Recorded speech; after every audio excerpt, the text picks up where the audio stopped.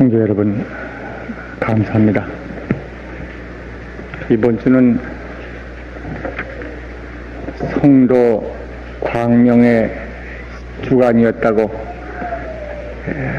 하리만치 지난 17일 날의 성도제 법요 때나 그 전날의 정진 때나 또 어제나 오늘이나 한결같이 우리들 부처님의 크신 광명이 다시 새롭게 열리신 날을 기념하는 날이 되었습니다.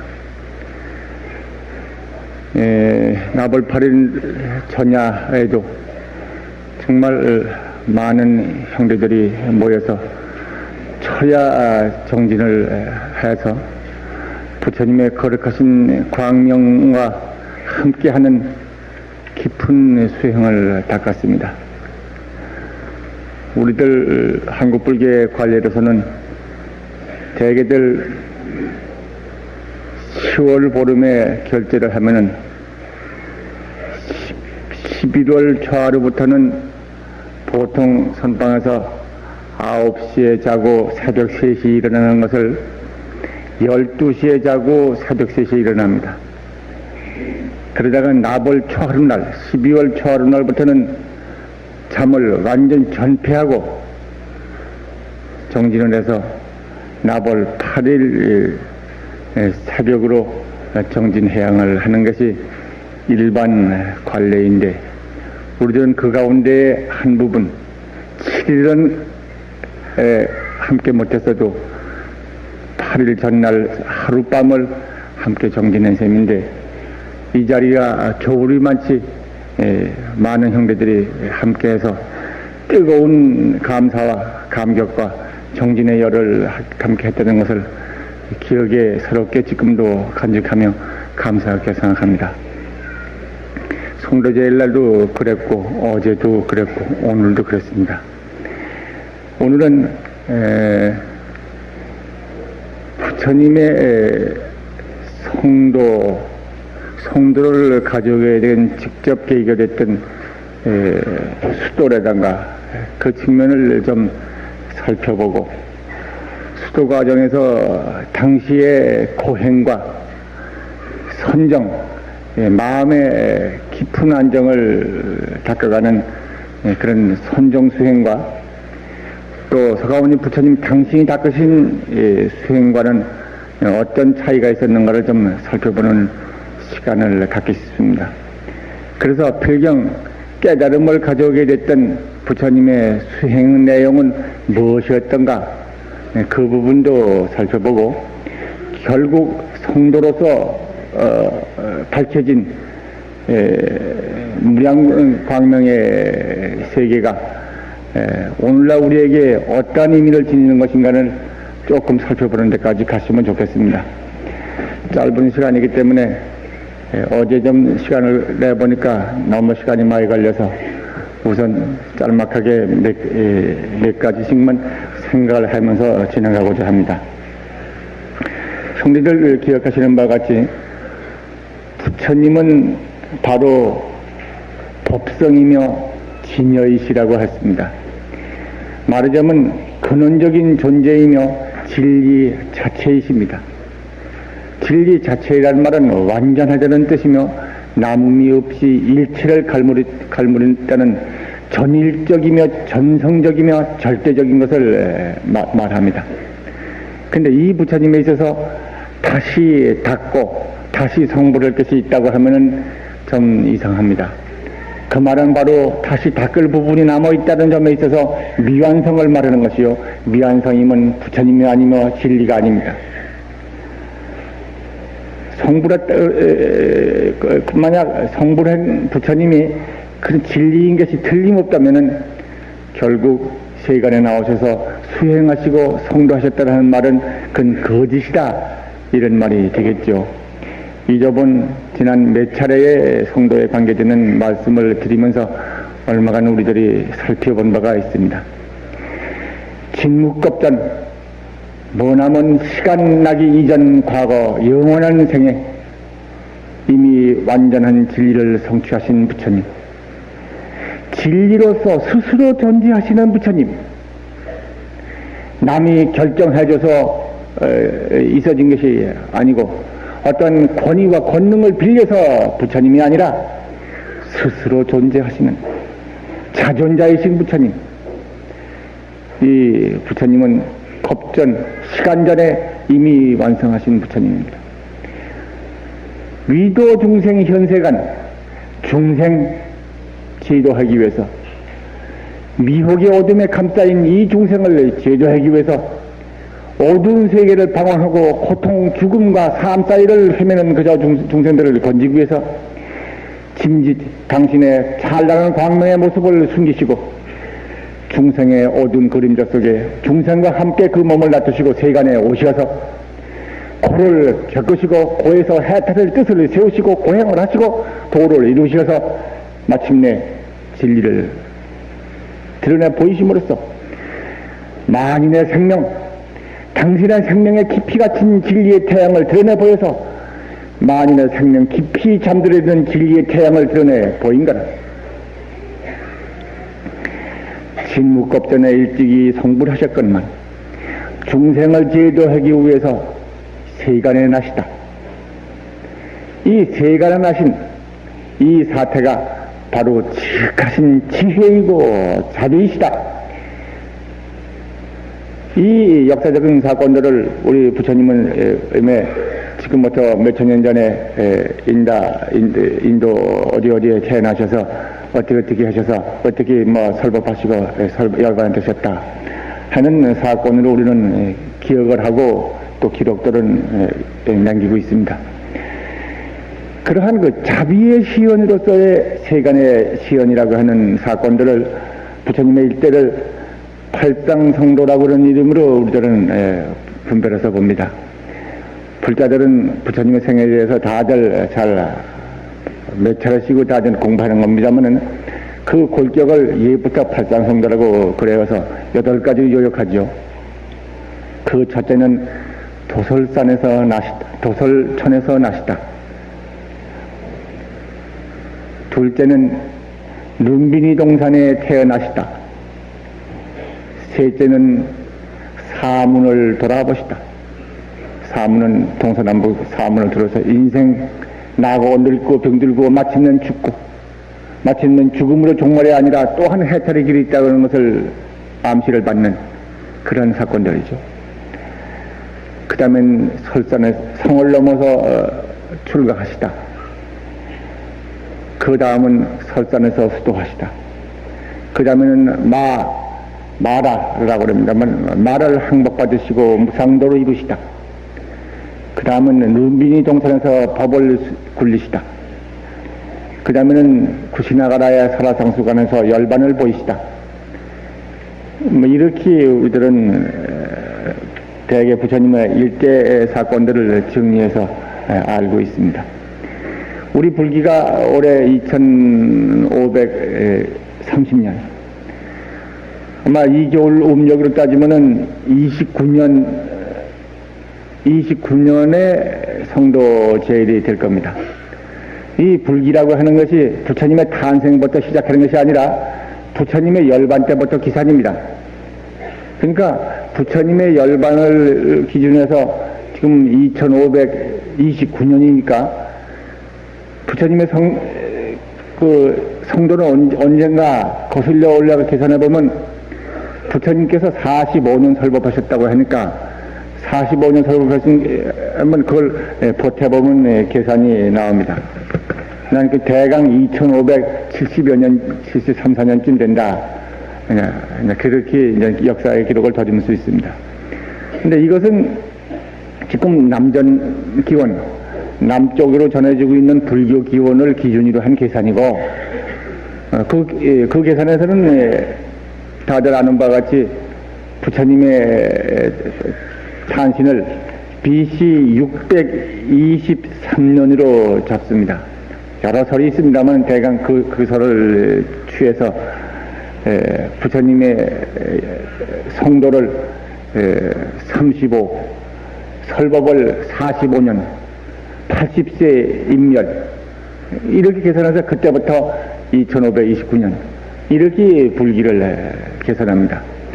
그러나 우리 한국을 의시해서 중국이나 이쪽으로 고래로 전해 내려오기는 그거보다 좀 다릅니다. 달라서 부처님의 29세 성도라든가 혹은 49년 설법이라든가 79세 인멸이라든가 뭐 이렇게 계산을 하는 것이죠. 그러나 두 가지가 대체로 있으나 지금 한국에서 통용되기는 국제적인 불교조의 협약에 의해서 BC 623년을 탄신일로 하고 45년간 설법하시고 80세에 인멸하셨다고 하는 기록들을 대개 승인하고 그걸로 통일하기로 한 것이죠. 뭐 그건 그렇고 먼저 부처님의 그 불전에 기록한 바에 의하면 성불 하신 다음은 부처님이고 세간에 나오셔서 성불 하시기 전 중생을 제도하시겠다고 원을 세워서 출발하셔서 수도하시는 과정은 보살이라고 그랬고 그 이전은 정박을만궁의 10달 태자입니다. 대개 이제 부르는 용어가 그렇게들 되게 구별해서 하고 있습니다만은 어쨌든 우리는 쉬운 말로 부처님 그렇게 말이 됩니다. 제일 먼저 당신 그 수도에 관계되는 대문을 우리가 생각하자면 출가 문제가 나올 텐데 출가 문제는 요담 또 2월 8일 날 전후한 출가에 관계되는 법문을 꼭 해야 하기 때문에 그때 가서 다시 살피기로 하고 오늘은 하여튼 설산에 드셔서 친히 고행을 하시고 수많은 고행하는 수행자들 가운데 섞여서 그 모두를 친히 겪으시고 그 다음에 선정을 닦으셔서 그 당시에 이뤘던 최고의 신선이라고 그러는 아라라 카마라나 가라마나 혹은 울타라 부트라 같은 유명한 선들 깊은 정신 집중 선정력에 의해서 천상에서도 가장 높은 천이라고 일리는 비비상천 무소유조천과 같은 그런 깊은 산매의 경계까지 도달한 그 모두를 다 겪어내셨다. 하여튼 그 나는 고행을 해낸 힘이 무엇이었다냐? 그거를 조금 생각을 해 봐야겠습니다. 이 문제를 우리들 쉬운 말로 한마디간 저 옛날에 크신 서원 세우셔서 일체중생 모두 건지리라. 일체중생 죽음 그 죽음에서 건지리라. 고통 어리석음 그 모두에서 건져내서 진리의 평화와 안락과 영원을 누리게 하리라 하고 당신은 원을 세우셔서 수많은 시간 동안을 목숨을 버려서 수행하고 중생을 위해서 그 몸 버리지 아니한 땅 송곳곳을 땅 하나를 이 대천세계에서 찾을 수 없다 하는 이 말씀들이 나오고 중생을 위해서 흘린 눈물 그 피가 바다보다 사대에 바다보다 많다 하는 말씀까지도 경전에 나오는 만큼 기나긴 시간 동안을 헌신하셨습니다. 그런데 출가할 때 무렵에 당신의 깊은 마음을 토로한 대목 같은 걸 불전에 흔히 봅니다만 저는 감명 깊게 항상 기억하고 있는 게 이 대목입니다. 당신이 상을 넘을 때 타고 나온 말 칸타카 말은 이름이 그 칸타카라고 하는 백마라고 그러지. 그 말을 끌고 나온 마부는 한문으로 차익이라고 적습니다만은 음은 찬다카입니다. 그 말 칸타카를 에게 성문을 나오면서 읽는 말, 그건 당신의 마음속에 구기 묻는 속을 토로한 말씀이라고 그럽니다. 칸타카여, 나를 이 밤중으로 설산위로 데려가자 다오. 내 결코 성불해서 천상과 인간을 제거하리라. 물론 그 전에 마왕이 나타나서 회유를 합니다. 7일만 기다리라. 7일이 지나면 그대에게 윤보가 나타나리니 능히 전륜수왕이 되리라. 윤보라고 하면은 큰 수레와 같은 보물이랍니다. 그거를 굴려서 천하를 평정하고 한다고 그러니까 그건 지적인 요소로 해석해야 할지 물적인 것으로서 생각할지 모르겠으나 그런 윤보가 있어서 그 윤보를 가진 사람은 천하통일을 해. 전륜서왕이라 그러면 바로 천하를 통일해서 평화와 안정을 가꾸는 성군, 대표적인 성군을 인도의 그 당시 전륜서왕이라고 했던 모양입니다만은 그 전륜서왕이 되려면 윤보를 가져야 하는데 윤보 그것이 그대에게 7일 후문이 이르리니 전륜서왕이 되라요. 굳이없이 성불이니 중생대전이니 그러한 짓 하지 말고 하고 뭐 말기기도 하고 별걸 다 합니다만은 당신의 깊은 속은 오직 성불이라고 하는 진리의 완전한 실현과 그걸 일체 중생에 베풀어서 중생으로 하여금 고를 그리고 죽음을 그리고 일체 장애를 극복한 평화와 안락과 진실 속에서 살게 하고자 하는 그 뜻이 당신 마음속에 타오르고 있었어. 중생을 위하고 진리를 위하고 딱 하는 그 불길이 타오르는 그 앞에는 명예다, 권세다, 천하통일이다 그 모두가 눈에 들지 않았던 것입니다. 이렇게 해서 그 불길 같은 진리를 향한 그 순수성과 중생을 위한 지극한 자비심이 그와 같이 해서 그 고행을 다 이겨내셨던 것이다. 사실 우리 불법 믿는 사람들이 여러 가지 이유가 있어서 불법을 믿습니다. 어떤 사람은 참 병이 나서 병을 고치려고 불법 믿는 사람도 있고 장애가 많아서 장애를 극복하려고 하는 사람도 있고 그 밖에 어떤 성공을 향해서 어떤 교양으로서 뭐 별 사람들이 있을 것입니다만 그러나 모두의 그 바탕은 성불입니다. 진리로서의 완성이고 동시에 일체 중생의 해양입니다. 이건 우리 불자가 누구나가 같습니다. 이따가도 시간이 있으면 말씀을 드리겠습니다만은 고를 멸하겠다, 병에서 벗어나겠다, 이건 좋은 것입니다. 당연한 것입니다. 어떤 사람들은 그거는 기복적인 것은 있을 수도 없고 종교에 대한 타락이며 그것은 불교답지 않은 것이다 하고 어떤 사람은 그런 사람이 있는지도 몰라도 그렇지 않은 것입니다. 부처님은 멸계의 법, 성도하셔서 중생의 고를 멸하는 법을 가지고 나오셨어요. 고의 무, 촉발로부터 해탈, 차별에서부터 평등, 완전의 실현, 부처님은 그걸 가져오신 거예요. 그 때문에 불법 믿는 사람들이 고와 병고와 고통 가운데서 벗어나겠다고 하는 그 욕망, 그건 당연하고 그 욕망은 채워질 수 있습니다. 진리에 의해서 진리의 결과를 받음으로써 진리의 성과를 거둘 수 있어. 그 얘기는 이따 혹시 시간이 있으면 말씀을 드리기로 하죠. 당신 마부 창작할 돌려보냅니다. 당신이 가지고 있는 보물을 주고 또 당신이 그때까지 했던 그 머리를 당신의 칼로 다 자릅니다. 그래서 그걸 돌려보내주고 나는 돌아가지 않으리라. 무상도로 이르기전은 돌아가지 않으리라. 그대는 이것을 가지고 와서 부왕에게 바쳐라 하고 보물을 하고 가서 돌려보냅니다. 물론 말도 끌고 돌아갔죠. 어떤 기록에 의하면은 말이 그리고는 바로 죽었다는 말도 있고 그래서 말이 죽어가서 도리처럼 태어났다고 하는 말도 있고 또는 말은 그냥 갔다가 돌아가서 말이 우르니까 약사가 공주한테 핀잔을 받았다는 얘기들도 있습니다.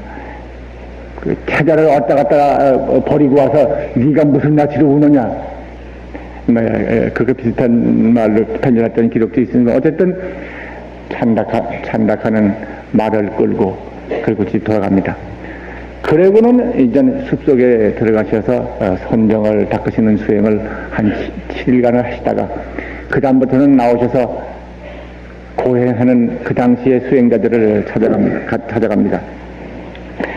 그 당시에 고행의 대표적인 사람으로서 바르카바라 그런 사람들의 이름이 덕전에는 전해지고 있습니다만은 초식 아주 풀을 먹고 나무 열매나 먹는다든가 곡식을 좀 먹는다 하더라도 하루에 한 번 먹고 혹은 이틀에 한 번 먹고 닷새에 한 번 먹고 이런 식으로 극히 참 고통스러움을 겪어가는 것으로서 고통을 삼고 수행을 삼고 혹은 뜨거운 불가에 앉았다거나 혹은 그 먼지 속에 진흙 속에 혹은 개더미 속에 앉았다거나 혹은 가시덤불 그 가시방석 위에 앉았다거나 해서 수많은 고통을 겪음으로써 세상의 즐거움과 낙착에 빠져있는 심정에서부터 그 낙착을 벗어남으로써, 말하자면 고통을 감수함으로써,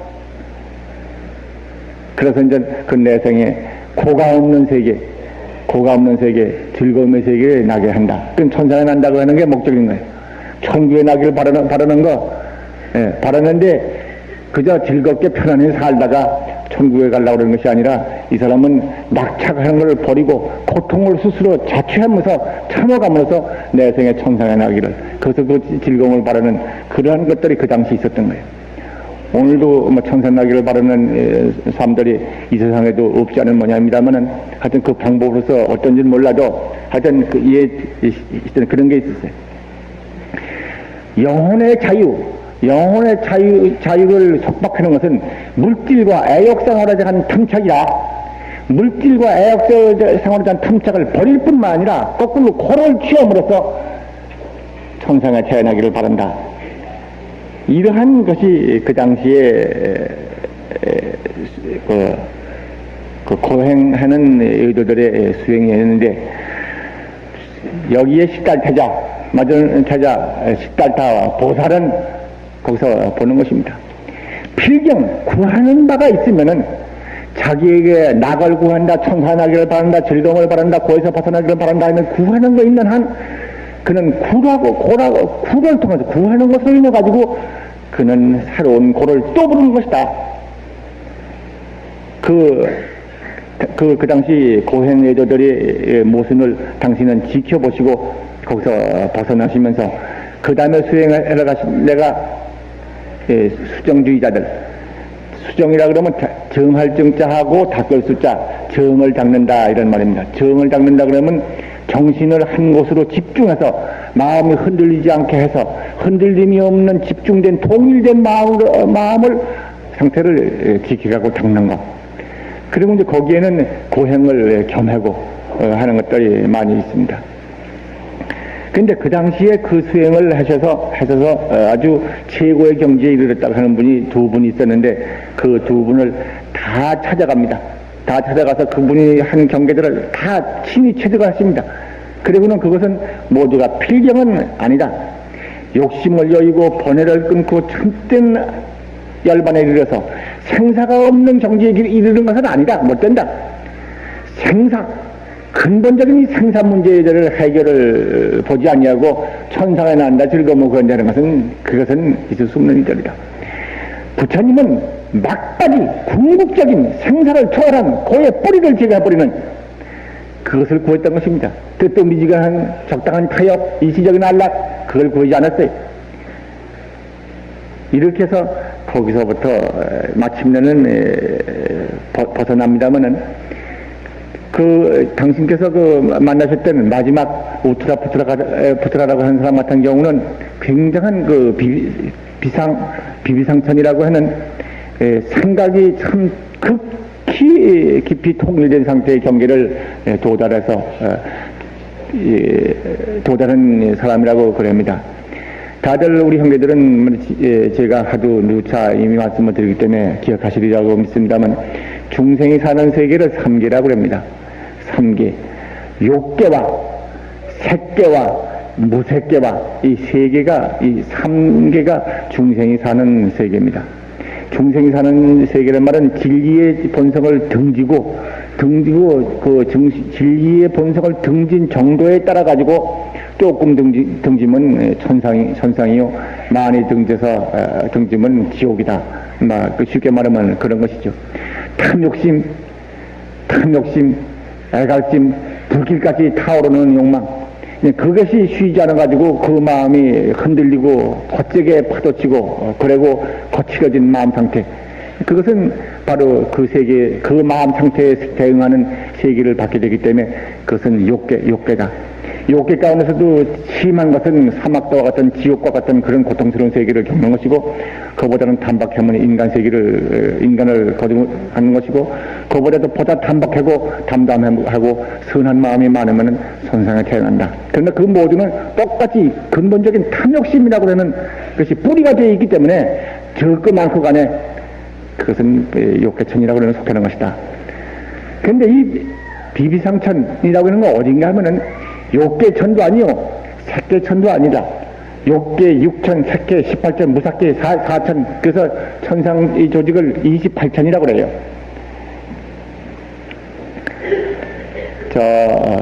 이 말을 난 김에 말씀을 드립니다면은, 제야의 종을 몇 번 치는가,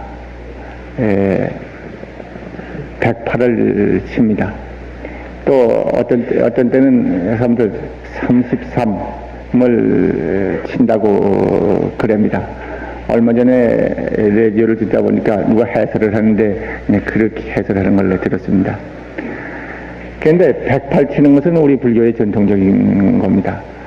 108, 번뇌, 망상, 번뇌를 모두 종소리, 그 맑은 종소리를 서로 깨트려 버림으로써 번뇌가 깨끗이 맑아지기 때문에 번뇌를 뿌리로 해가지고 오는 어둠이 사라져서 정말 제야, 참된 제야가 되는 것입니다. 밤이 없는, 죽음이 없는, 시간의 흐름이 정지된 같은 그러한 그것이 오는 것입니다만은, 거기에 천상 가운데서 33천이라고 하는 말을 천상조직 전부인 것처럼 글을 알고 있다고 생각되는 점입니다. 불교에서 보고 있는 천상은 28천입니다. 색계가 욕계에 있는 인간세계, 지옥세계 이런 축생세계 말고도 천상세계가 6천이고 색계가 18천이고 무색계가 4천이기 때문에 합하면 28천이에요. 33천은 뭔가 하면은 욕계 제2천, 욕계의 인간세계보다 착하고 맑은 마음을 가진 사람은 뭐 불교를 믿든 천주교를 믿든 기독교를 믿든 일체종교를 안 믿든 간에 그 맑은 상태 가진 사람들이 욕계 천상에 태어납니다. 근본바탕에 탐심이랄까 이성에 대한 가랑심이 뿌리 빠지지 않고 욕망의 그림자가 남아있기 때문에 그런 것입니다. 그 가장 가까운 데가 욕계 사왕천이라고 그러고, 사왕천 다음이 도리천입니다.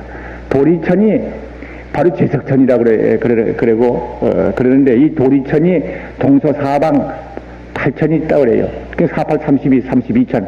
중앙에 제석궁이 있어가지고 1천이 또 있어가지고 결국 합해서 33천. 33천이라는 말은 도리천의 별명이에요. 그러니까 욕계 제2천의 이름인데, 그렇게들 쉬운 말로 하는 것 같습니다. 다만 우리 불자들은 이런 부분에 대해서 누구보다도 제일 가까이 이해할 수 있는 부분이기 때문에 미리 전 참고로 제가 이 말씀을 드려줍니다. 지금 우트라푸트라 같은 그 당시에 점을 닦던 사람이 다른 어딘가 무색계천이라, 욕계도 아니고 색계천도 아니고 무색계천이라. 그 색계천이라고 하는 건 무nu이 말씀드렸지만 정말 깊은 산매, 마음에 흔들림이 없는 맑은 마음. 그러니까 마음에 흔들림이 없다는 말은 백갓 경계를 탐착하고 좋다고 빠져들어가고 그것이 없는 거예요. 백갓으로 경계를 인정하고 좋다고 빠져들어가고 탐착하고 마음에 얻으면 좋아하고 안 맞으면 배척하고 얻기 위해서 투장하고 그 야단하는 가운데서 마음에 거치는 파동이 있는 것입니다. 근데 세계 전망가들은 그런 건 없어요. 그러니까 색계천은 착한 마음만 가지고 가는 것이 아니고 선정력이 있어야 태어나요. 색계천성계는 그런 거기 때문에 남성이다, 이성이다, 여성이다 하는 그런 관계가 색계천성계는 아주 끊어져 버려요. 근데 그 색계 18천은 초월한 세계가 무색계인데, 무색계천 가운데 태어날 정도의, 갈 정도의 삼매력을 가지고 있다. 지금도 그냥 이 말에 너무 이거 시간 낭비를 하는 것 같습니다만은, 그러한 세계는 지금 우리가 알 수 있는 것처럼 그 마음을 통일해서 흔들리지 않는 맑은 마음을 가지면 흔들리지 않는 마음 상태, 그 맑고 깨끗한 마음 상태에 따라 가지고 그 세계가 나타나는 것이로서 그 세계에 통하려고 하면은 그런 시기로 마음을 닦으면 통해진다는 거예요. 그건 두었다 여담에 얘기합시다. 왜냐면은 어떻게 하면 그 천상에 갈 수 있을 건가? 그 통로를 아는 사람이 없어요. 안에 없어요. 불광에 오신 분들은 뭐 비싼 수업료 내신 분들이니까 제가 그걸 아낌없이 항상 털어놓습니다만, 사실은 얼마 전에 뭐 한국의 저명한 불교는 아닙니다. 어느 종교의 지도자 되시는 분을 만났더니 그분이 그 얘기를 나한테 물어요. 자기네가 믿는 세계적 지성이라고 하는 독일의 신부가 자기가 어떤 그 명상 가운데서 어느 세계를 가봤는데 천국을 가봤다고 그런다. 근데 천국에 가보니까 이런 사람을 만났다 그런다. 맞으면 자기네 존중하는 성경을 뭐 우습게 얘기고 자기가 성경에 관한 찬미를 하려고 그러니까 그걸 안 좋아하더라. 근데 그런 사람이 거기 와 있더라. 근데 물어보니까 공자를 유교를 믿는 사람이고 중국 사람이라고 그러더라. 그 기록이 있는데 도대체 자기네 종교를 믿지 않는 사람이 어떻게 해서 거기 왔는가 알 수 없다. 그러니까 거기 자기를 안 내는 사람이 이것은 모두가 마음 착한 사람이 오는 것이다 하는 같은 그런 의미의 것을 말씀해 있는데, 그 책이 그 거짓말 리가 없고 그 신부가 세계의 지성이라고 존경받는 사람이 험한 소리 하실 리가 없다. 근데 천상조직이 어떻게 된 것이냐? 제가 거긴 반박사라면 되거든요. 부산서 기차를 타고 앉아서 열차에 앉아서 어떻게 우연히 같은 좌석에 같이 앉았는데 부산서부터 얘기하다가 서울 와도 얘기를 다 못했어요. 그래.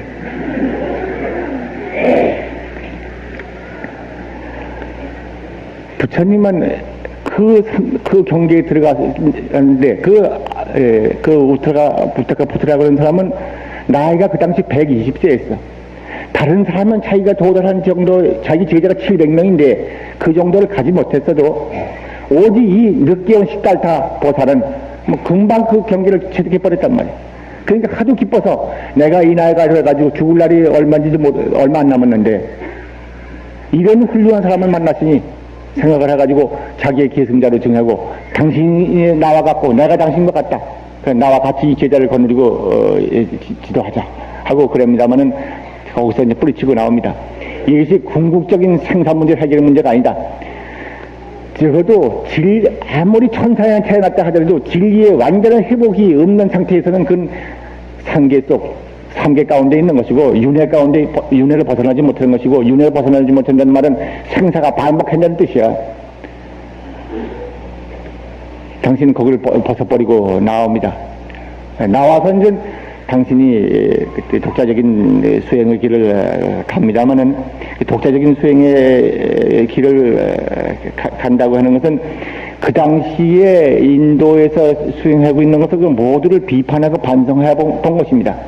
그러니까 그제까지는 인도사에서 하고 있는 수행을 해보시고 그 당시에 유명한 신선들이다, 유명한 도인이다 하는 존경받는 사람들의 법을 다 한번 겪어본 거예요. 그리고 그것이 필경 근원 진리의 완전한 회복이라고 하는 것까지는 가는 것이 아니다 하는 걸 알았기 때문에 거기서 뛰어나오고 당신 남들 독자적인 새로운 수행을 하는 거예요. 독자적인 수행이라고 하는 것을 하는 데서 보면은 그 당시 당신이 그 지켜온 것을 비판하는 대목이 있습니다. 뭔가 하면은 당신의 이따 기회에 말씀드리지만은 수행이라고 하는 그 고행을 감내하고 있는 마음 상태가 순수하지 못해 되는 거예요. 당신은 거기서 또 떠나가지고 그 중간에 빈바사라 왕과 같은 왕을 만나서 왕이 나중에 나라를 반 나눠가지고 같이 통치자할 정도까지 유혹하고 그래도 그 끝내 당신은 그걸 버리고 떠난다든가 그런 사건이 있습니다만, 당신의 주변은 왕국도 아니고 권세도 아니다. 왕국을 얻거나 권세 얻으려고 출간가 아니다 하는 것이죠. 그냥 빈바사라 왕이 정말 탄복해가지고 당신은 꼭 성불하시리다. 성불하시거든 저를 먼저 우리나라에 와서 설법하시고 저를 제도해 주십시오. 사실 그 다음에 부처님 성도하신 후에 그 마가타 나라에 가셨어요. 거기 가서 왕사성에 가가지고 설법도 오래 하셨고 그리고 빈바사라 왕이 기록에 의하면 부처님과 나이가 동갑이라고도 그러고 6살 아래라고도 그런 기록도 있습니다만, 어쨌든 부처님 제자로서는 극진히 했던 사람입니다. 그리고 당신이 간 데가 어딘가면 가야산이라고 하는 산에 들어가셔서 거기서 고행을 하셨는데, 그 고행은 정말 다른 사람들이 했던 것을 비판했던 자기 나름대로의 방식이에요. 삼업의 청정하고 항상 마음 가운데 탐진칙을 다 멀리 여의며 미움을 끊고 우울한 생각을 버리고 어두운 생각, 들뜬 생각, 의심스러운 생각들 일체를 소탕해서 정말 맑고 청정한 마음을 가지고 오로지 정진하에만 일심을 기울였다. 그리고 그 당시 또 수행으로서는 했던 것은 고행을 따른 것은 대개 음식을 줄이는 거, 뭐 하루에 한 번 먹는다, 이틀에 한 번 먹는다, 야중은 보름에 한 번 먹는다.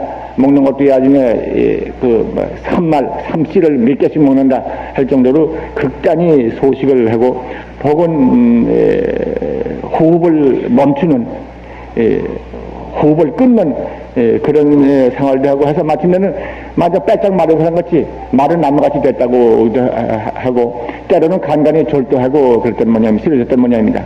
그렇기 때문에 그 주변에 출가하실 때 정반왕이 신하를 보내가지고 태자가 출가했으니 태자가 어떻게 지내는가 돌보러 오라고 사람을 보내서 그 옆을 지키고 있던 사람들이 전하는 말로는 태자는 쓰러졌다. 까맣게 타가지고 그냥 태자는 까맣게 됐다. 뭐 별말이 전해졌다고 그럽니다만은 한때 죽었다고 해도 부처님은 죽지 않았던 것입니다. 그렇게 극심한 고통을 겪으면서도 다시 당신은 정직은 계속을 하십니다. 여기까지가 뭔가 하면 일반적으로 생각할 수 있는 종래의 수도 방법에 대한 체험이며 그것을 집약해가지고 당신 나름대로 또한 독자적인 수행법에 대한 시험입니다. 그러나 그 결론은 무엇이었던가? 고행에서는 얻어지는 것이 없다. 둘째는 고통스러운 것을 참으면 참는 마음이 있을수록 고통은 크지만은 그 마음을 비우면은 고통이 아니다 없다.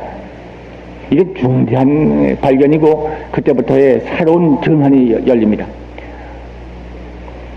이렇게 가지고 그 고행은 무익하다 하고 결론을 내리고 오히려 몸을 정상적으로 거두어서 이 몸의 활력을 활용해서 오히려 그렇게 해서 당신이 가지는 공부법을 가야겠다 하고 마음을 먹고 그때부터 이제 옷을 사러 그야말로 장지 묘지에 버린 옷가지를 주워다가 줍고 그렇게 해가지고 옷을 새롭게 만들고 그래가지고는 모욕을 하고 그래고는 이제 좀 음식을 잡수시는 그런 과정이 들어갑니다.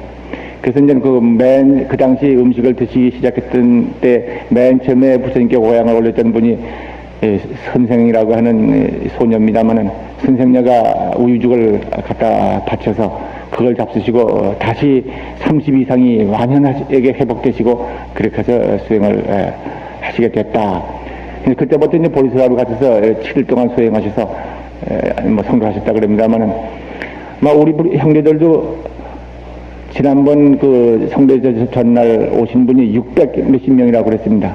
철야 정진하신 분이 600 몇십 명인데 아마 죽자수신 분도 아마 600여 명은 넘었을 겁니다만 하여튼 모두 성불 잘 했습니다. 하여튼 선생녀가 고향을 바쳤는데 거기에 대해서도 여러 얘기가 있겠으나 이거는 여러 형제들이 불전을 다 읽어봐 주시기를 바랍니다. 그렇게 했을 때 저는 지금 한 가지 여기서 말하고 싶은 것은 부처님이 수행하시는 동안에 그걸 옆에서 지켜보고 있던 사람이 누구였더냐? 그건 항상 그 정관왕궁에서 보냈던 사람들 아야교진야 등 5사람이었다고 일부 기록에는 전해지고 있습니다만은 제 생각에는 그분 아니었던 거 아닌가? 그분들은 오락가락했던 거 아니었던가? 우트라부트카라고 하는 신선이 수행하고 있을 때 그가 자기의 교단을 완전히 맡기려고 그랬는데도 불구하고 그걸 버리고 떠났을 때 거기서 완전히 이렇게 훌륭한 젊은이가 있다. 저 사람이야말로 성불할 사람이다 생각하고 그 회상에 있던 사람이 따라 나신 사람들이 있었어요. 그 사람이 아니었던가? 왜 그렇게 생각하느냐? 이때에 고행을 버리고 그리고 음식을 먹고 모욕을 하고 이렇게 해서 이제 기운을 차리려고 하는 것을 듣고는 저 사람은 이제 틀렸다. 왕궁 출신이 돼가지고 그야말로 고생을 이겨낼 수가 없는 사람이다. 그래가지고 되게 무상도를 이루랴. 그를 버리고 자기네끼리 갚버린 것입니다. 그건 다들 아십니다. 녹약원이로 갔죠. 만약 임금이 보낸 시자였다면은 자기네 주군을 버리고 딴 데로 갈 리가 없습니다. 저는 그렇게 생각을 합니다만 기록에도 그런 기록도 있습니다. 그렇게 해서 당신은 무육을 잡수시고 그러고서 이제 보리수에 나가셨는데 이 보리수에 나가셔서 7일을 좌정하시고 그리고 나발 8일 날 무상도를 이루셨다. 그럽니다. 여기서 우리들이 좀 돌아볼 것은 그 이전의 수행과 고행을 함께 하시던 수행과 그 이후에 의죽을 잡수시고 건강을 회복하신 다음에 보리수에서 수행하신 거의 차이는 뭐가 있었던가? 이거는 어디에도 적혀 있지 않습니다. 어떤 불자도 아직은 제가 과문에 자신지 제가 잘 못 들었습니다만 제가 불자는 몇 군데를 읽어보면서 제가 도달한 것은 아까도 조금 한 말씀 언급했던 것처럼 근본적으로 마음 다스리는 방법이 차이가 있어요. 물론 일체의 허망한 생각들을 다 버리고 청정한 삼업으로서 닦으신 건 뭐 앞의 경우나 비슷하지만은 앞의 경우는 마음을 집중해서 통일해서 마음을 통일해 가지고 움직이지 아니하는 그런 부동심을 기르었던 것입니다. 종전의 수행법이 마음을 한 곳에 모아가지고 집중해가지고 마음이 흔들리지 않은 상태로 완전 통일해가지고 나가는 이런 수행법을 썼던 것입니다. 그렇게 해서 아주 강한 집중력을 통해가지고 비비상천천, 무색계천까지 날 수 있는 삼매력을 성취했던 것입니다. 그러나 부처님은 그게 아니에요. 그게 아니고 그 반대예요. 집중이 아니라 방하여 놓는 것입니다. 마음을 놔. 그러니까 이제까지 이 마음이 말하면 파도로 말하면은 바다에 파도가 쳐가지고 물결이 이렇게 일고 물결과 물방울이 일고 해서 물결 물방울 뭐 수많은 물방울이 이렇게 치고 있는 상태에 있다가 마음을 쉬는 것이에요. 쉬어서 물방울이 가시고 파도가 가시고 이 큰 물결이 가셔가지고 차차차차 쉬는 것입니다. 바깥으로 경계를 보고 경계에 좋다 나쁘다를 선택하고 그걸 집착하고 그걸 매달리고 얻으면 좋고 못 얻으면 투장하고 바깥으로만 내줬던 생각들을 거둬들이는 것입니다. 안으로 거둬들였던 그러니까 나의 이식은 저 첨단 끄트머리 맛있는 거 아주 아름다운 거 좋은 거 가치가 있는 거 나의 이식이 그쪽으로 빠져나가 있었던데 그 바깥에 빠져나갔던 생각들이 안으로 거둬들이는 것입니다. 안을 거둬들일 때는 무슨 뜻인가? 본래의 제자리에 오는 것입니다. 거둬들인다고 하면 거둬들이는 생각도 생각이기 때문에 일어나는 생각이지만은 그 생각도 없이 거둬들이는 것입니다. 거둬들였을 때 본래 마음이 되는 거예요. 불법의 수행에 중요한 것은 이와 같이 그 마음을 쉬는 데 있어요. 그 마음을 쉬면은 본래부터 제 땅에 거기 있는 거예요. 본래부터 물결은 바로 파도 물결은 바다를 여의지 않았던 것이라. 이렇게 해서 그 마음을 쉬어서 깊은 삼매 속에 깊은 안정 속에 갑니다. 이것이 보리수화의 수행이다. 이따가 좀 말씀을 또 시간 있는 대로 말씀을 드립니다만은 이렇게 한 것이 당신의 성도에 직접 얘기가 된 선정의 방법이었습니다. 근데 이 선정의 방법 가운데서는 탐욕심을 여의고 흔들릴 마음을 여의고 그런 거를 그렇기 때문에 이 세간의 삶에서도 세간 사람이 아니게 돼요. 이건 무슨 말인가 하면은 어떤 사람이 나한테 천상이 있습니까? 혹은 지옥이 있습니까? 하고 물어봅니다. 불간잡지를 보시면 구도문답에서 그 대답들이 종종 나옵니다. 얼마 전에 어떤 사람 찾아서 지옥이 있습니까? 그런 사람들을 나쁜 짓 하지 못하게 달래기 위해서 방법을 한 것이 아닙니까? 하고 물어온 사람이 있어서 내가 여기 있는 걸 보고 있는 것이 현실이 되면 내가 여기 있는 걸 보고 있는 것이 현실이 되면 그만큼 현실적으로 지옥이 있다. 제가 그랬습니다. 천상도 마찬가지다. 천상도 좋은 일 하면 천상 가라고 해서 탈릴 말이 아니고 실제로 있는 것이다. 왜냐? 인간이라고 그런 존재, 내가 살고 있는 이 자체가 내 마음 상태의 표현이야. 인간다운 마음 상태를 유지하고, 인간다운 평화, 인간다운 그 안정감, 인간다운 청정, 인간다운 착한 마음, 그 인간다운 기초적인 마음 차원이 토대가 돼서 인간이라고 하는 모습을 나타내고 있는 거야. 그렇기 때문에 이 인간이라는 모습이 서로 꺼졌다 하더라도, 죽어 없어져서 화장해버렸다 하더라도 그 마음 상태를 유지하고 있는 한은 인간이라고 하는 몸을 회복할 수 있는 다시 인간이 태어날 수 있는 그런 가능성이 거기 있는 것이요. 천상에 태어난 것도 천상을 유지할 만한 마음 상태가 이루어져서 천상에 태어나고 천상에 태어난 것 같은 그런 아름다움과 그런 덕성과 그런 복력과 그런 평화한 환경을 얻을 수 있는 거예요. 그러니까 그 뿌리는 그 마음 상태에 있는 것이에요. 그러니까 마음 상태가 거칠고 참 악독하고 모질고 캄캄하고 그런 상태에서는 그 시커먼 마음 위에는 시커먼 세계에 나타나 지옥이에요. 괜히 사람 달래기 위해서 그런 거 아니에요. 그러나 그 본성을 꿰뚫어 보면은 본성은 그걸 벗어나는 해탈의 경계의 자유의 경계에 인가되게 그 해탈 대자유의 세계에 도달해 버리면은 순식간에 지옥이 없어져 버리는 거예요. 그런 얘기를 한 적이 있습니다만은 부처님이 보리수화에 나가서 앉으셔서 좌정하실 때 그러한 선정 속에 들어가기 때문에 보통 우리 인간들은 욕심을 바탕으로 살거든요. 뭐 천사가 태어난다 하더라도 애갈심이 끊어지지가 않습니다. 않아가지고 그래서 이제 욕게 태어납니다만은 그러한 상태에서 벗어난단 말이에요. 벗어나니까 그 삼매력에 벗어나니까 마왕이 흔들리는 것입니다. 기록에 보면 저와 같이 말하는 이 해설은 없습니다만은 경전의 기록을 보면 마왕의 궁전이 흔들렸다. 그리고 마왕이 그야말로 흉몽을 꾸었다. 마왕이 흉몽을 꾸어가지고 어느 놈이 내 왕국에서 벗어나려고 하느냐 하고 호통을 치고 군사를 막아가지고 찾아봐가지고 저기 식달 타자가 건방진 짓을 시작한다. 그래가지고 군사를 몰고 와서 그거를 방해했다고 그런 얘기가 나옵니다만 그건 딴 게 아닌 것입니다. 이쪽에 그러한 깊은 삼매력에 의해서 깊은 안정력에 의해서 깊은 청정성을 다듬어가는 그런 상태는 욕계천 밖에 벗어나는 겁니다. 마왕은 어디 사는 것이냐?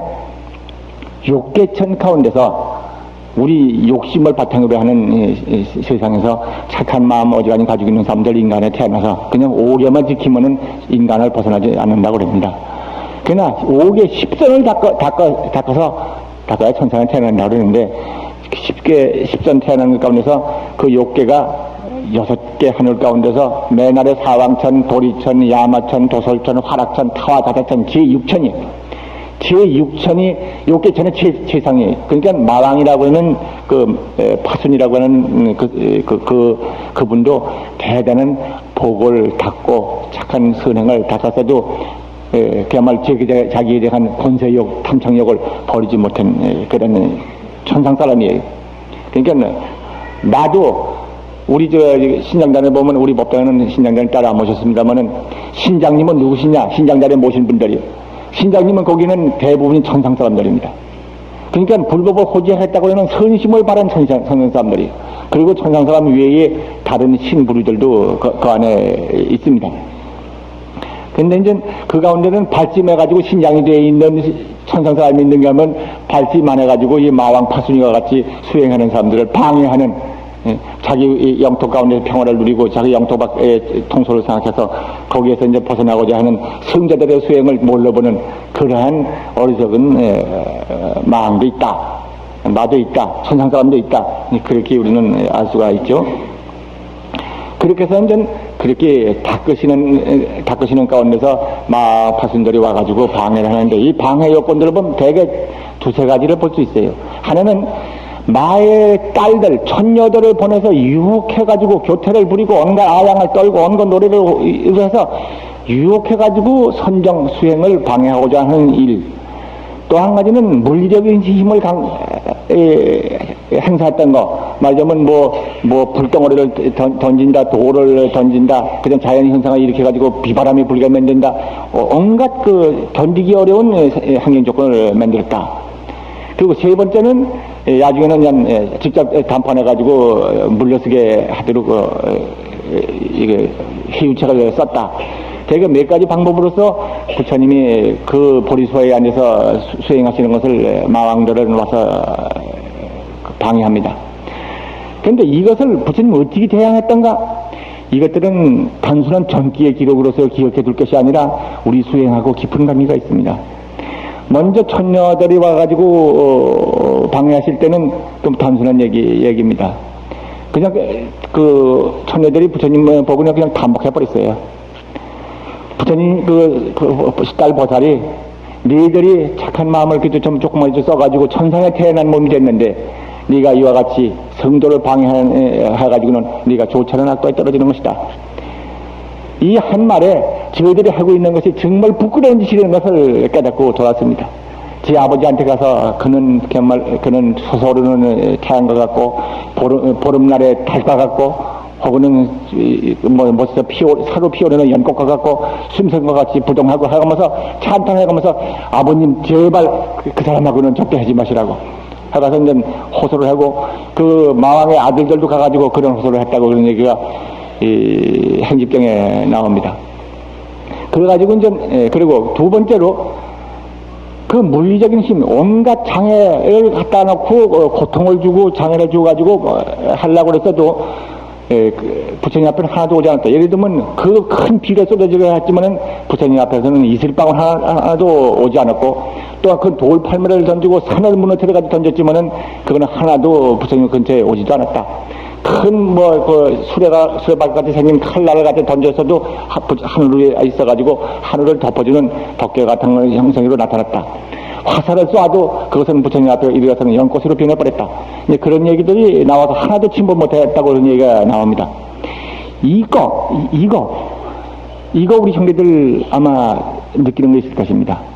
바깥에서 어떠한 악한 마음을 가지고 현실적으로 고통스러운 일을 우리한테 누가 안겨줬다 하더라도 이것을 이기는 방법, 이것이 우리를 침범 못하게 하는 방법은 내가 내 마음 가운데서 자기 순수한 마음을 지키는 것이다. 부처님은 어떻게 지켰는가? 부처님은 바람이를 지켰다고 그랬어요. 나는 저 마왕들의 마구니에 대해서 내가 사자처럼 길들인 바람이를 가지고 대항하리라.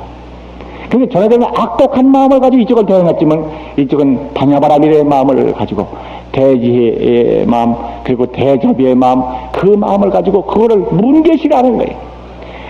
악독하고 두려운 현상으로서 가졌던 괴물들의 뭘 갖다가 일체 그걸 마음에 받아들이지 아니하고 오직 평화스러운 완성,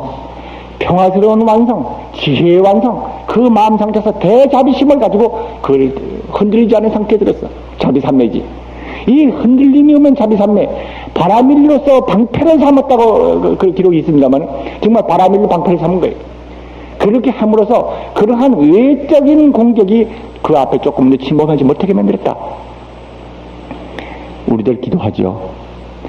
우리 거친 환경 가운데서 나의 평화를 그리고 고난 많은 세상 가운데서 고난이 없어지기를 우리는 기도합니다.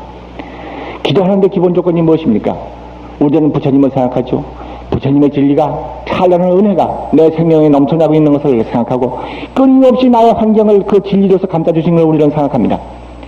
동시에 내 마음 가운데서 어두운 생각, 거칠은 생각, 미워하는 생각, 원망하는 생각, 슬픈 생각 일체 생각을 다 비워버립니다. 그래가지고 나를 해치는 사람이 있다 하더라도 저 사람은 성공한 사람, 저 사람은 행복한 사람, 저 사람은 복받을 사람 그렇게 생각해 그 사람을 대우해주고 그 사람을 위해서 기도해준다. 요새들 나한테 찾아오신 분이 많이 많습니다. 여러 사람이 있습니다. 정말 배신하고 나를 고통스럽게 주는 사람이 있는데 이걸 어떻게 하면 좋습니까? 물어. 그 사람의 성공을 위해서 기도해라. 그 사람은 착한 사람이라고 보고 그 사람은 찬탄해라. 그 말을 제가 꼭 합니다. 그렇게 됐을 때 그렇게 마음이 바뀌고 적대 행위를 말고 평안한 마음을 가지고 그 사람에서 기원하는 마음이 돼버렸을 때 환경이 그렇게 돼버리는 거예요. 우리 불간 식구는 그걸 증거하는 사람들이 많이 있습니다. 그런 환경 가운데서 그렇게 했기 때문에 자기가 이길 수 있었다. 자기가 가정을 지킬 수가 있었고 자기가 자손들을 고아가 될 것을 고아를 막을 수 있었다. 자기 사업이 엎어진 것을 다시 회복해서 오늘의 나 자신을 바꿀 수 있었다. 불간 잡지에 많이 나오죠. 왜 그럴까? 그 사람들의 기도 방법은 거기 있는 거예요. 부처님에 대한 믿음과 자기 마음의 정화와 자비심이 자기 마음까지 충만해가지고 바깥에 바람이 있고 고통이 있어도 그거에 흔들리지 않고 지켰다는 것이요. 그렇게 해서 그 마음에 이루어진 것이 그 환경에 이루어지는 거예요. 환경에 있기 때문에 내가 마음이 나빠지는 것이 아니라 환경 여하에 불구하고 환경을 바꾸려고 그러면 내가 마음을 바꾸는 거예요. 내가 바뀌었을 때 환경이 바뀌는 거예요. 환경이 나쁘다 그러면 원인은 남이 나쁜 게 아니야. 내 마음의 원인이야. 일체유심죄. 이건 우리가 항상 하는 말이기 때문에 더 말을 반복하지 않습니다만, 십달 보살이 젖대의 보리수화에서 마왕 파순들의 온갖 방해 공격을 물리친 것도 이와 같은 바람이를 방패를 삼아가지고 대자비 산맥 가운데 머물러 있었기 때문에 조금도 까딱도 못했다. 끝덩어리 와서는 마왕 파순이가 그럽니다. 달랩니다. 그럴 것이 아니다. 너만 거기 앉을 것이 아니다. 내가 앉겠다. 물러서라. 그때 십달 보살은 말을 합니다. 당신이 약간의 선해를 좋은 일을 해가지고 그래서 이제 지금 마왕이 됐는데, 나는 약간의 선행이 아니야. 헤아릴 수 없는 많은 시간 동안에 그 많은 목숨을 버려서 중생을 위해서 내가 헌신했다. 이 공덕으로는 결코 성불할 것이다. 근데 마왕 파순이도 한 시해를 했답니다. 무차시해. 무차시해라 그러면 무차대해라고 그런 말도 있습니다만은, 문을 열어놓고 막지 않아. 귀한 사람, 착한 사람, 남자, 여자, 노인, 젊은이 차별하지 아니하고, 어떻게 생긴 사람, 아주 귀하게 차려입은 사람이나 옷을 남루하고 정말 같이 앉기 어려운 사람이나 차별하지 아니하고 똑같이 모시고 대접을 잘해드리는 그 무차해라고 합니다. 근데 불교에서는 그걸 아주 귀하게 여깁니다. 모든 사람. 그래서 스님들을 청해서 고향을 올리더라도 거기서 어떤 스님만 청해서, 내가 마음에 존경하는 스님만 따로 청해서 고향 올린다는 것은 그것은 공이 적다고 그럽니다. 10사람 계시면 10사람을 다 평등히 청할 것이요, 10사람이 청할 형편이 못되고 2사람만 청하려면 차례로 어느 스님이든지 차례로 와서 달라고 청하고, 그 차별을 두지 않는 마왕 파순이도 무차대회를 한 번 했답니다. 한 번 시해를 했답니다. 그 공덕으로 천상에 태어나서 천상 가운데서도 욕계천에 최상이 되는 타화다른 천에 왕이 된 거예요. 네가 그런 짓을, 그것 때문에 그 복력으로 지금 그 유지하고 있는데, 부처님은 재물을 보시는 게 아니라 목숨을 내버려서 중생을 위해서 목숨을 버린 게 이루 헤아릴 수 없이 했어. 그때 파순이 그럽니다. 내가 그러면 그런 좋은 일을 했다는 것은 네가 증명하거니와, 그 네가 그렇게 해서 누가 증거하냐? 그러니까 대지가 증거했다고 그럽니다. 대지를 두고 맹세한다고 그런 말이 있습니다만, 대지가 땅에서 그때 부동지신이라고 하는 지신이 나타나가지고 그걸 증거하고 부처님을 찬탄했던 얘기가 불전 행직경에는 나옵니다. 시간이 너무 흘렀습니다만, 부처님은 그렇게 해서 마의 장애를 극복합니다. 우리는 역사를 기억해둬야 하는 것이 많습니다. 그렇게 해가지고 마를 극복하시고, 깊은 산매에 드셔서, 깊은 산매에 딴 게 아니라 흩어지는 마음을 그냥 거둬들임도 없이 마음을 쉬는 거예요. 쉬는데, 가만히 앉아서 쉬면은 우리들 앉아있어 보면 두 가지가 있습니다. 아마 우리들이라 그런 말은 취소합니다. 저는 그랬습니다. 과거에. 망상, 이 생각 저 생각 망상이 난다. 망상을 거둬들이고 가만히 있으니까 그냥 졸음이 온다. 자기도 모르니까 끄뻑한다. 대개 그런 것입니다. 그렇기 때문에 거기에 이제 염불을, 반야바라미를 관하는 사람은 바라미를 염하고, 염불을 하는 사람은 염불을 하고, 참선하시는 분은 화두를 가지고 집중적으로 자기 마음을 다듬어 갑니다. 그러니까 그런 불교적인 수행을 없이 그냥 앉아있어 보면 이 생각 저 생각 망상이 나든지, 망상을 안 일으키겠다고 마음먹고 앉아있어 보면 괴물 껍벅 졸든지 하는 것입니다. 부처님의 경우는 모든 생각이 쉬는, 마저 흔들리는 것을 탁 끼워갔다가 그냥 가만 놔두면 맑게 가라앉겠죠. 이 가라앉는 것처럼 쉼으로써 맑아진 상태가, 그러니까 쉬는 거와 맑은 거, 이것이 하나가 되는 것입니다. 근데 제일 중요한 것은 쉬면은 쉴수록 투명해지고 밝아지고 맑아지는, 이것이 성전력이에요. 이거를 하는 방법으로서 우리 불광에서 바람이를 이용한다든가, 또 그 기초 작업으로서 호흡을 관한다든가 하는 이 두 가지를 꼭 합니다만은, 이것은 그런 이유가 있는 것입니다. 이렇게 해서 이제 깊은 산매 들어서 초선천, 이선천, 삼선천, 사선천, 그 깊은 산매 세계를 다 체험하시고, 그 다음에 신통력을 시험하셨다. 신통력은 나벌 8일날 새벽에 성도하셨으니까 나벌 초 7일날 저녁날에서부터 신통을 시험했다. 그래서 천안통 온 세계를 다 꿰뚫어보는 천안이 열리시고, 천이통 온 세계의 소리를 하나하나 다 듣는 천인통이 열리고, 숙명통 모든 중생들이 과거 생 가운데 어떤 형태로서 어디서 무슨 짓을 하고 어디서 어떻게 태어났다가 어디서 죽고 무슨 짓을 하고 어디 가서 태어났다는 그런 과거 숙명을 다 보시고, 남의 마음을 꿰뚫어 보시며 일체는 마침내는 몸을 자유스럽게 변화시키는 신여의 통을 성취하시고, 끝에는 모든 생각이 쉬는 것이 딱 끊어져 버린 무르신통을 다 이뤘다. 그런 얘기가 나옵니다. 형제 여러분들께서는 저하고는 뜻을 같이 해주신 분이 아마 이 자리에 많이 계실 겁니다. 무슨 말이냐? 신통에 대해서 많은 분들이 기왕에 그거는 신비한 말이고, 그거는 옛날에 혹시 어떤 사람들이 지어낸 말이 어떤 사람이 있었다고 그러지, 오늘날 그런 게 있을 수도 없으며 그런 것은 허황한 소리다. 그렇게 말하는 유식한 사람들이 많다는 것입니다.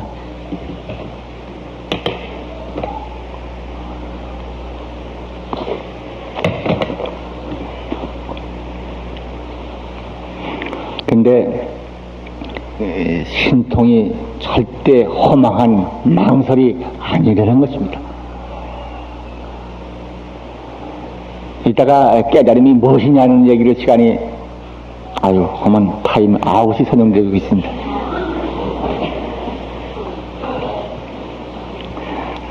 뭐 다른 기회에도 또 말씀을 드릴 기회가 있겠습니다만은, 신통이라고 하는 것은 깊은 마음, 안정된 마음, 맑고 청정한 마음, 그 마음이 이르는 좋아합니다. 서로 너와 나와 모든 사람 대립된 관계에 있다가 대립 이전의 세계에 깊이 갔을 때, 대립 이전에 근데 나는 나, 너는 너, 이것은 물질적인 육체를 토대로 해가지고 나와 너가 됐지만은, 만약 물질 육체적인 형태를 나타내기 이전의 마음이라고 그러면 좋습니다. 마음을 자리에 가가지고 그와 나와 대립하기 이전 자리, 그와 나와 더불어 함께 있는 자리에 도달했을 때 그의 세계, 나의 세계는 하나를 통하고 알아버립니다. 삼매를 닦고 선정을 닦아서 청정한 본성에 깊이 들어가면은 신통력이 나와지는 거예요. 그러니까 허망이 아니라는 거예요. 과거의 성자들만 그런 것이 아니에요. 그때에도 그 삼매력을 통해가지고 앉아서도 천상에 갔다 오는 사람들이 있다는 증언도 나오는 것이고, 이제 오늘날도 선정론을 통해가지고 불가사의한 그야말로 통력을 발휘할 수 있는 것도 가능하다고 보는 것입니다. 문제는 그것이 어떠한 성격인 것이냐, 그건 따로 요담에 얘기를 해야 합니다.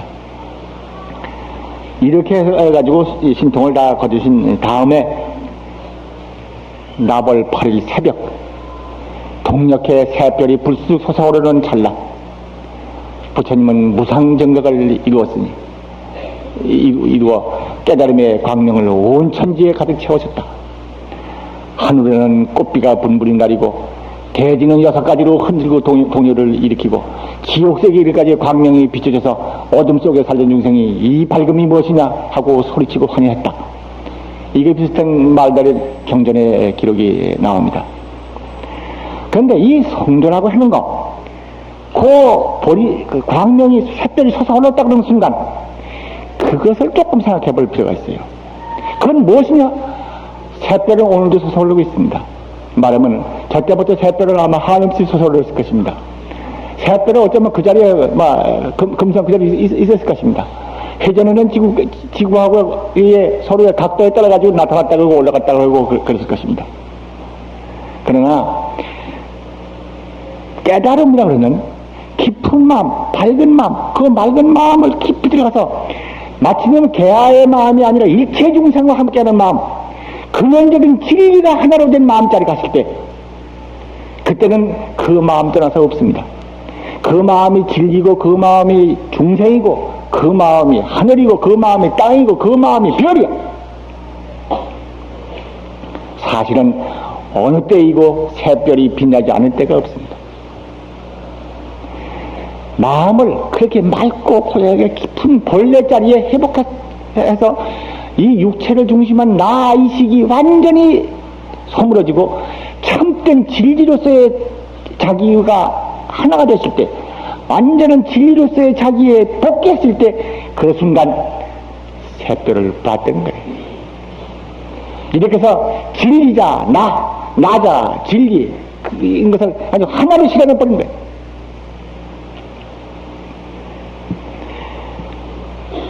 그 다음에는 이 시간을 맺기 위해서 조금 성도의 뜻에 대해서 말씀을 옮겨가면서, 그리고 우리가 좀 몇 가지 마음속에 다짐해야 할 때문 같은 거를 조금만 얘기하고 마치겠습니다.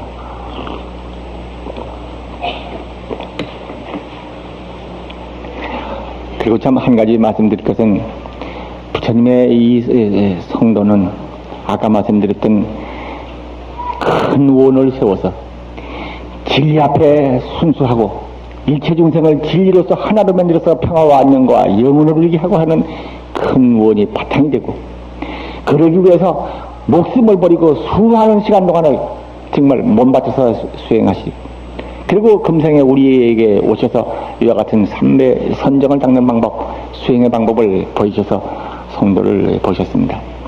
그런데 꼭 거쳐야 할 것은 보살도의 실천이에요.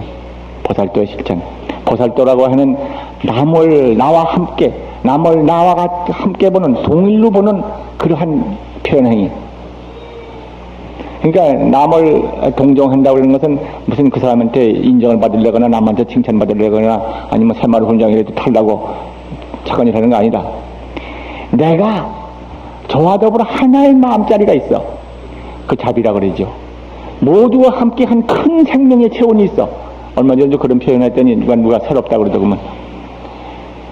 참으로 진실 생명의 체온이 있어.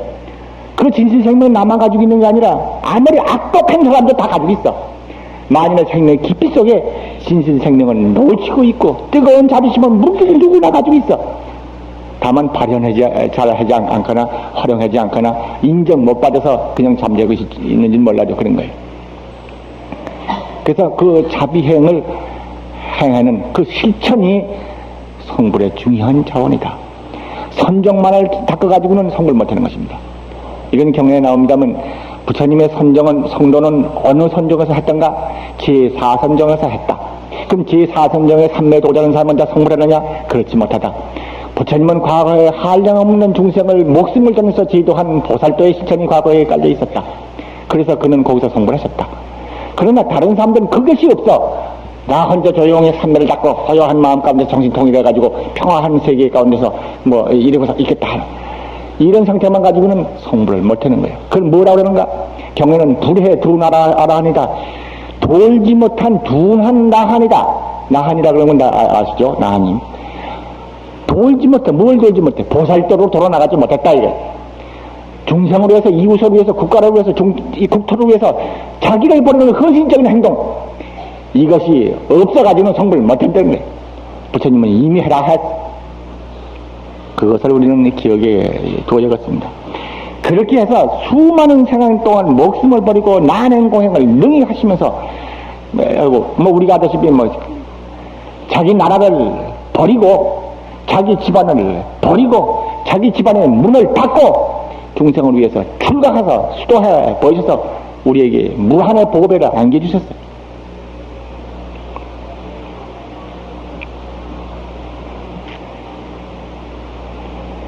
이 사건은, 이건 우리가 참으로 깊이 생각해야 합니다.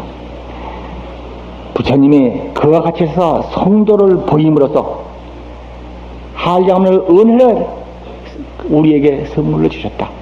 당신이 그와 같이 닦아서 그 당신 생명, 실달타라고 하는 부름부가, 실다 보살이라고 하는 수행을 통해서 자기 생명 깊이 속에 진리의 태양이 지금 빛나고 있는 것을 확 보여주셨다. 이것은 부처님이 본래 진리이신 것을 생각했을 때 중생에게 보인 거야. 실험해 보인 거야. 우리 앞에 나와가지고 확 벗어버려가지고 금강석인 것을 보여준 거예요. 이것은 만인이 그렇다 이거예요. 누구든지 그렇다 이거예요. 그저 부처님의 성도는 만인의 성도다 그러는 거예요. 만인 누구든지 그 가슴 속에, 그 생명 속에 진리의 태양이 지금 빛나고 있다고 하는 사실을 확 들여다 보인 거예요. 여기서 이것을 믿는 사람들이 부처님께 정말 감사가 나오는 것이고, 부처님의 성도가 내 성명이 내 성도라고 생각하는 것이고, 부처님의 광명이 온 대지를 덮는 광명이라고 그러는 거예요. 바로 만인 성불, 만인의 절대 무한가치, 만인이 진리 부처님으로 더불어 함께 있다, 이걸 보여준 거예요. 성도를 통해서 누구든지 생명 속에 부처님과 함께 있다, 부처님의 완전한 진리, 완전한 능력, 절대 무한의 지혜와 덕성, 이 실력을 그냥 고스란히 가지고 있다.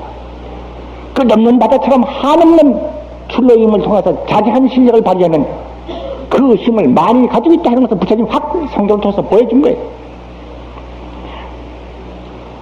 우리들은 이 부처님의 성도의 과실, 성도를 통해서 보여주신 이 은혜를 깊이 마음속에 새겨야겠어요. 적어도 이 부처님의 법을 통해서 아신대로 고를 해야겠어요. 고를. 부처님은 물론 중생들 완성된 성부를 기약을 했습니다마는 고통에 빠진 중생 고에서 건지고자 했던 것입니다. 부처님 세계, 진리의 세계는 거기는 병고도 없고 재난도 없습니다. 일체로 하나로 한 완전 무결한 것이 밖에 딴 것이 없습니다. 이 일체를 근원으로 한 완전 무결한 진리, 그것이 내 생명으로서 우리 모두 생명 가운데 깃들어 있습니다. 이 법을 써서, 이 법을 믿고, 이 법을 올바르게 활용해서 고에서 벗어나자 이거예요. 부처님은 중생에서 해탈도 있고 뭐 여러 가지 모든 문제는 제일 고에서부터 벗어나라 하자는 거예요. 고에서 벗어나자. 고 많은 사람 불법을 믿어서 고를 없애자 이거예요. 불법은 지금 말씀드렸듯이 내 생명에 깃들어 있습니다. 내 생명 속에 부처님의 완전 무결한 진리가 있습니다. 결코 저물지 않는 기양을 빛나는 태양이 내 생명 속에 빛나고 있습니다. 내 앞에 아무리 어두운 것이 있다 하더라도 진리의 태양을 끌어내서 이 진리 태양 앞에 어둠이 어디 있겠느냐 말이에요. 천년 만년 어두운 동굴에도 한 번 불을 켜면 그 동굴 천년 만년 어두우면 순식간에 사라지듯이 내 생명에 깃들어 있는 진리의 태양을 끄집어 올려서 그걸 믿고 바르고 활용했을 때 나를 둘러싸고 있는 어떠한 고난도 없어지지 않는 것이 없다. 내 생명 진리, 생명의 태양, 이 진리를 믿고 써서 고로를 없애자. 우리 불강 형제들 이렇게 해서 모두 진리를 믿어서 행복한 사람이 제일로 되어야 하는 것입니다. 그러니까 우리들은 부처님의 가르침을 배우는 것이죠. 정말 스스로가 진리의 태양, 부처님의 무한 생명, 부처님이 일러주신 그 고귀한 진리의 그 진리의 파도가 부처님의 그 고행, 그 자끄심, 자비, 그 은혜로서 내 생명에 지금 부어지고 있다는 사실을 깊이 믿고 그것이 바로 생명의 자기의 원형인 것을 믿어요. 오래 닦고 착한 일을 많이 하고 불법을 많이 닦고 뭐 많이 해서 그렇게 되는 것이 아니에요. 닦고 안 하고 뭐 별짓 따고 악한 짓만 많이 하고 지옥만 많이 하고 무상출입을 했던 사람이라 하더라도 악한 짓을 아무리 쌓은 사람이라도 그 생명 깊이 속에 있는 진리의 태양은 조금 더 손색이 없어. 때묻지 않았어. 한 생각 돌이키면은 즉시의 진리의 광명이 명랑하게 솟아오르는 거예요. 만인이 그 같은 진리의 주인이고 만인이 진리로서 자기 생명하고 있어. 이것을 자각을 하고 그 진리 아닌 것을 버리는 거예요. 진리 아닌 게 뭐예요? 그게 악이야. 불법 믿으면 이거 쉽게 해결이 잘 돼요. 무엇이 악인가? 무엇이 선인가? 무엇이 진리인가? 그 다음에 우리는 왜 진리를 배운다고 그러고 왜 선에 따라가야 하고 왜 정의 이런 것을 세워야 하고 아마 모두가 한때는 그를 아마 생각했을 겁니다. 그자 세상 성장하고 사회 책임, 가족 책임 뭐 하다 보니까 뚜껑 덮어버리고 한 번은 그리고 이제 세월 가서 나이 먹으면 또 인생을 돌이켜볼 때 이제 새로 생각나는 것입니다. 이걸 금방 해결해줘요, 불법이. 악이라고 하는 것은 자기 생명의 태양이 빛나고 있는 진리 본성 그거에 어긋나는 건 악이야, 그게. 그 때문에 그 진리의 태양을 어겼기 때문에, 악이기 때문에 불행이 누구에게 오는가? 자기에게 먼저 오는 거예요. 벌 주고 너 어디 가라 누가 심판을 하고 없어요. 심판하기 이전에 제 마음을 지가 어둡게 했기 때문에 제 앞이 어두워지는 거야. 밝아지려면 제 마음을 밝게 해. 그 앞이 밝아지는 거야. 천당의 문은 좁고 지옥의 문은 넓어서 또 끌어 들어가고 뭐 오는 걸 막고 그러한 어리석은 생각들은 그런 장년이나 삼는 승인은 없어요. 스스로 짓고 스스로 받는 것뿐이야. 그렇지만 천만 제때 하더라도 불멸의 생명을 깃드는 진리 태양은 변치 않는 것이다. 그래서 악을 물리치고 자성광명의 청정을 지켜가며 행동 가운데서 구현해 가자. 그렇게 함으로써 우리들이 진리 생명, 진리를 가지고 있는 생명으로서의 성장해야 되는 것입니다. 부처님 그거 아닙니까? 만인의 진리로서의 완성, 만인의 진리 국토, 진리 국토의 주인다운 권위의 확립. 그래서 그 진리 국토의 주인다운 그 권위, 그것이 살려진 국토를 만들어야 해. 그 불국토 시연이. 불법 믿는 사람들은 성도의 크신 은혜를 아는 사람이면은 이렇게 자각을 해서 스스로의 이 가치 권위를 알아야 할 것이며, 동시에 우리 사회적 책임을 그렇게 해서 해야 할 것이고, 우리들 이웃을 위해서 그 진리의 빛을 아낌없이 항상 내어 쓰는 그런 지혜와 정진이 있어야 해요.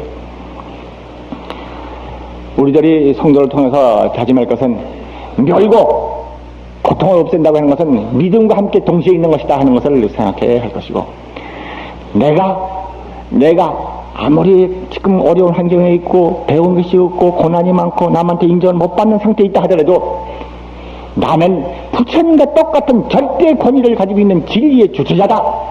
스스로 자기 존경, 자기 권위, 자기 가치를 조금 더 의심하지 말아야 합니다. 그러면 그럴수록 확신해가지고 내가 가지고 있는 지혜와 능력과 덕성과 행복의 권능적인 주인이라는 사실을 잊지 말아야 해요.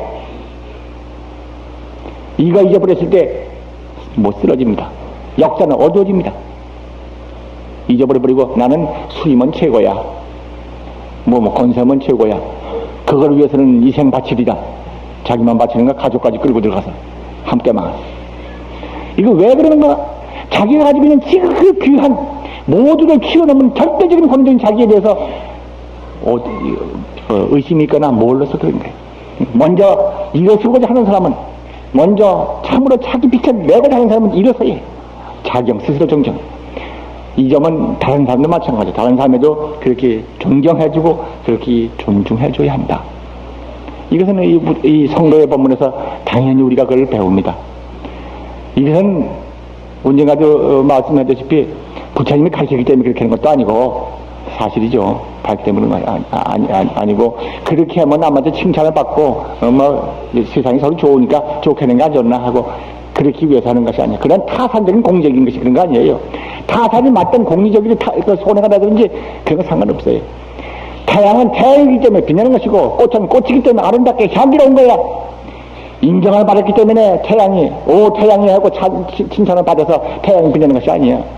꽃이 존중받기 때문에, 사랑받기 때문에, 그래서 향기롭고 그래서 아름다운 것이 아니야. 꽃은 꽃이기 때문에, 태양은 태양이기 때문에, 우리는 불성의 진리의 주인공인가 달게 이렇게 불성의 주인공다운 행을 열어가는 거예요. 인정받고 말고 없어요. 천하가 알아주든지 뭔지 상관없어요. 자기 생명껏 살아가는 거예요. 얼마 전에도 같은 말 반복해서 죄송합니다만은, 무엇이 답이냐? 진실생명의 체온이다 그래요. 진실한 나의 생명이 가지고 있는 따뜻한 기운, 이것이 자비라고 하는 표현이다. 이 따뜻한 기운, 진실생명 많이 함께 가지고 있어.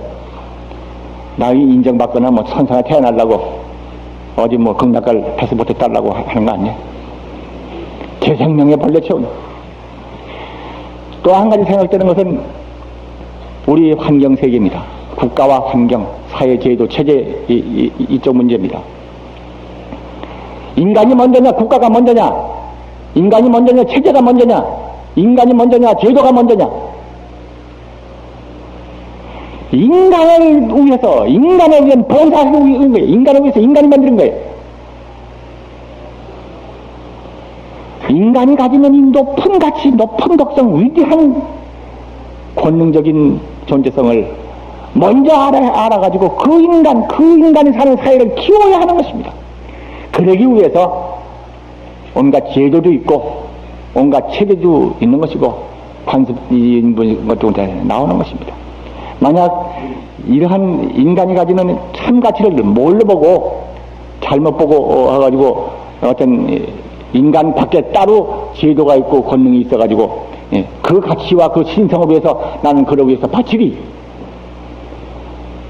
그에 앞선 자가 있는 것입니다. 우리 계하를 초월한 진리가 있는 것입니다. 이런 점에 있어서 세계와 국가와 체계와 제도의 존재의 이유는 인간 개개인이 가지고 있는 위대한 덕성, 위대한 진리성, 그것을 완전히 개한해서 이 땅 이국토를 진리로서 만드는 그것을 돕는 데 이가 있는 거예요. 거기서 문제는 나오죠. 그럼 어떠한 제도가 정말 인간같이 인간 생명을 키울 수 있는 제도일까? 두 가지가 문제되어야 합니다. 인간이 무엇인가를 먼저 알아야 할 것이며, 그 다음에 인간을 키울 수 있는 제도가 무엇인가? 그건 또 하나 문제가 나옵니다. 아직 인간이 무엇인가의 문제를 깨끗이 해결하는 것은 부처님의 법문에 의해서 이게 해결되는 부분이고, 두 번째, 인간 생명을 키울 수 있는 사회적 제도가 무엇인가? 이건 사회과학적으로 전개할 분야인데, 아직 그 문제 전개해서 제대로 해답낸 사람은 아마 제가 과문에 자신지 몰라도 별로 못 봤어요. 인간 생명을 키울 수 있는, 인간 생명이 무엇인지도 모르고 인간 생명을 키울 수 있는 제도가 되어 있지 않다 그러면은 그 제도 밑에서 그 힘이 있는, 심지어 국가 공권력을 동원한 것 같은 그런 힘 있는 힘 가지고 이 세상에서 돌아치면은 이 가냘픈 생명들이 맷돌질 당하는 것처럼 억압을 당하고 피해를 입고 서지도 못하고 타고난 자질도 표현하지 못한 채 그냥 와그락을 살다가 그냥 이 땅이야 안녕하고 가버리는 거예요. 왜 그러느냐? 무지야. 귀한 생명을 가지고 태어나가지고 귀한 능력을 가지고 태어나가지고 어찌 그걸 발휘도 못한 채 그냥 썩히고 죽어야 하느냐? 자기 스스로의 불각과 깨닫지 못함과 노력하지 아니함과 사회적인 제도가 한데 엉켜가지고 고귀한 생명들이 눈물 짓고 가버리는 거야. 이건 우리 생각해야 하는 것입니다. 불법 배우는 사람들은 단순히 한 사람 한 사람 자기가 평화하고 안락하고 내 마음 가운데서 평화를 찾는 이러한 고식적인 도피 방법이 종교가 아니야. 진리는 사람을 구하고 역사를 구하고 시대를 구하고 온 국토를 구하는 게 진리야. 불법은 진리야.